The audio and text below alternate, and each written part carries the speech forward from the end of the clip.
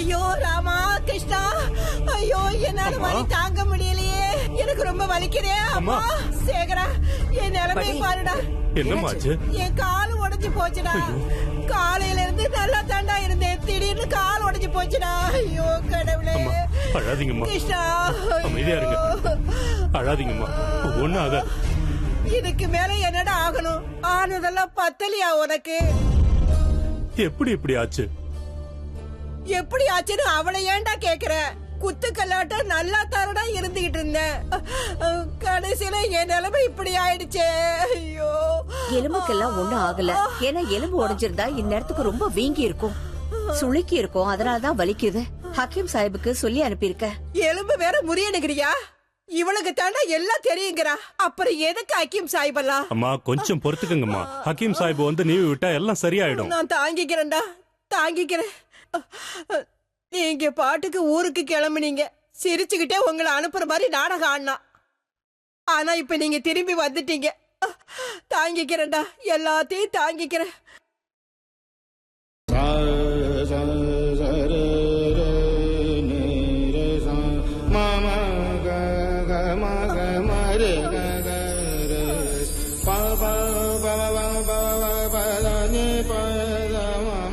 எப்படியாவது நீ பட்டணத்துக்கு போகணும்னு கிளம்பின. நீ போக கூடாதுன்னு நான் ஆசைப்பட்டேன், அம்மனை வேண்டிக்கிட்டேன். அம்மனுக்கு முன்னாடி உன் பிடிவாதம் தோத்து போயிடுச்சு, நீ ஊருக்கு போகல. அந்த காலத்துல நட்சத்திரிக்கான்னு ஒருத்தன் இருந்தானா, அவனுக்கும் உனக்கும் எந்த வித்தியாசமும் இல்ல. என் பயணத்தை கெடுத்ததுல உனக்கு ரொம்ப சந்தோஷம் போல இருக்கு. நான் ஒண்ணும் பண்ணல, எல்லாம் அந்த அம்மனோட விருப்பம். அத மீறி நீ போகணும்னு நினைச்சா போக முடியுமா? நீ இங்கே இருக்கணும்னு அந்த அம்மனே சொல்லிட்டா இல்ல. அவ விருப்பத்துக்கு எதிரா நடந்தா அவளே தடுத்துருவா.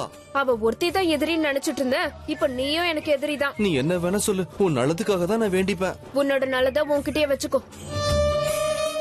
நீ என்னதான் அம்மனை திட்டினாலும் சரி, அந்த அம்மனும் உன்னை விட போறது இல்ல, நீயும் இந்த ஊரை விட்டு போக போறது இல்ல.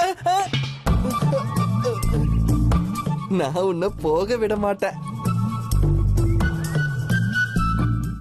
இதுக்கு மேல நான் நினைச்ச வேலை ரொம்ப சுலபமா முடிய போகுது. அவ போயிட்டா. நிஜமாவ போயிருப்பாங்கறீங்க? வாழ வழி இல்லாம துடிச்சுக்கிட்டு இருக்கவளுக்கு சொர்க்கத்தோட வழிய காமிச்சா போகாம இருப்பாளா? சேகரனே அவளை கூட்டிட்டு போயிருக்கான். அம்மன் என்னைக்குமே எனக்கு தடை கிடையாது, இவ ஒருத்தி தான் தடை. அவளும் போயிட்டா. இன்னும் மிச்சம் இருக்கிறது வெறும் 64 தான். அதுக்கப்புறம் உற்சவம். உற்சவத்துல என்னுடைய வேலையை நான் ரொம்ப சுலபமா செய்வேன், யாரும் தடுக்க முடியாது. தடை விதிச்சுதான் ஆகணும்னா உங்களால ஒண்ணும் பண்ண முடியாது. நிறுத்துங்க, உங்க வாயில நல்ல வார்த்தையே வராதா? எப்பவும் அவசகுணம் பிடிச்சே பேசிக்கிட்டு இருக்கீங்க. உங்க நாக்குல தற்பைய கிள்ளி போட்டு தயா பொசுக்கணும்.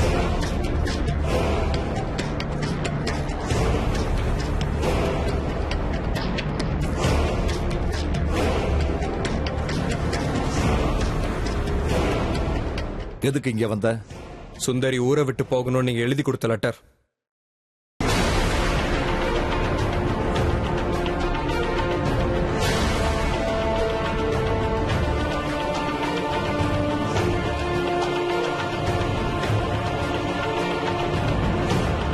இது எப்படி உன்னோட கைக்கு வந்தது?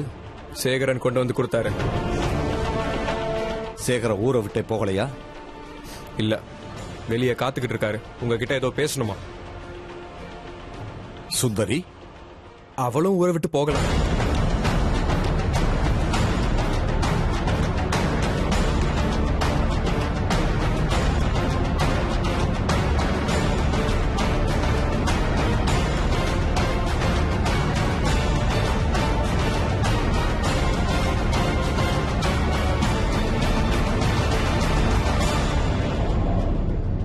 இதுதான் என்னோட வார்த்தைக்கு நீ கொடுக்கிற மரியாதையா?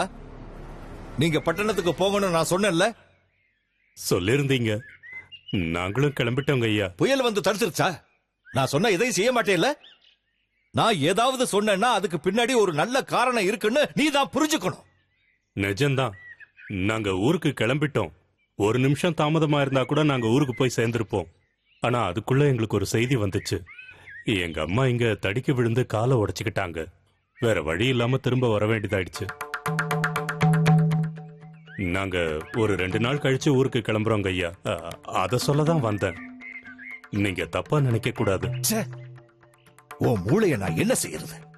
ஒரு நல்ல வாய்ப்பு கிடைக்குது, அத கை நழுவ விடுறிய.